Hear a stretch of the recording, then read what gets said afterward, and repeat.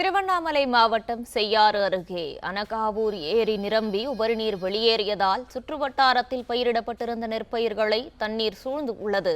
இது குறித்த விவரங்களை தருகிறார் செய்தியாளர் வேணு வெங்கடேசன். வணக்கம் வேணு வெங்கடேசன், இது குறித்தான முழு விவரங்களையும் பதிவு பண்ணலாம். வணக்கம்.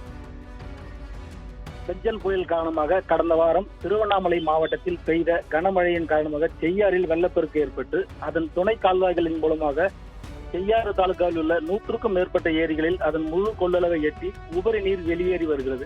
இந்த வகையில் அனகாவூர் ஏரியும் நிரம்பி அதன் உபரி நீர் வெளியேறி வருகிறது. இந்நிலையில் ஏரியிலிருந்து உபரி நீர் செல்லும் கால்வாய் புதர் மண்டியும் மரங்கள் முளைத்தும் தூர்வாரப்படாததால் ஒரு சில இடங்களில் விவசாயிகளின் ஆக்கிரமிப்பாலும் கால்வாய் அதன் அகலத்தை இழந்ததாலும் உபரி நீர் அதன் கால்வாயில் செல்ல முடியாமல் கால்வாய் கரைகளை உடைத்துக் கொண்டு உபரி நீரானது நெல் நடவு செய்துள்ள வயல்களை மூழ்கடித்து சென்று கொண்டிருக்கிறது. கடந்த ஒரு வாரத்திற்கு மேலாக நெற்பயிர்கள் நீரில் மூழ்கியதால் சுமார் 200 ஏக்கர் நெற்பயிர் அழுகி போய் விவசாயிகளுக்கு பெரும் இழப்பை ஏற்படுத்தியுள்ளது.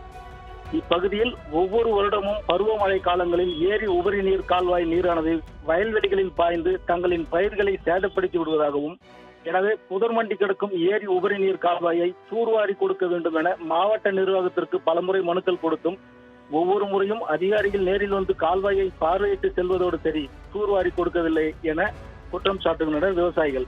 அதனால் வருடந்தோறும் இதே நிலை அவல நிலை தொடர்வதாகவும், ஒரு ஏக்கருக்கு 10,000 to 15,000 வரை செலவு செய்து நடவு செய்து அதனை மழை நீருக்கே தாரை வார்க்கும் நிலைக்கு தள்ளப்பட்டுள்ளதாகவும், அதனால் தங்கள் பெருத்த நட்டத்திற்கு ஆளாகி வாழ்வாதாரம் பாதிக்கப்படுவதாகவும், நிவாரணம் கேட்டு மனு அளித்தாலும் மாவட்டம் முழுக்க அதிக பாதிப்பு ஏற்பட்டிருந்தால்தான் நிவாரணம் வழங்க முடியும் என வேளாண் அதிகாரிகள் தெரிவிப்பதாகவும், விவசாயிகள் வேளாண் அதிகாரிகள் நேரில் வந்து தங்களின் வயல்களை பார்வையிட்டு பாதிப்புகளை கணக்கிட்டு அரசுக்கு தெரியப்படுத்தி உரிய நிவாரணம் பெற்றுத்தர நடவடிக்கை மேற்கொள்ள வேண்டும் என விவசாயிகள் கோரிக்கை வைக்கின்றனர்.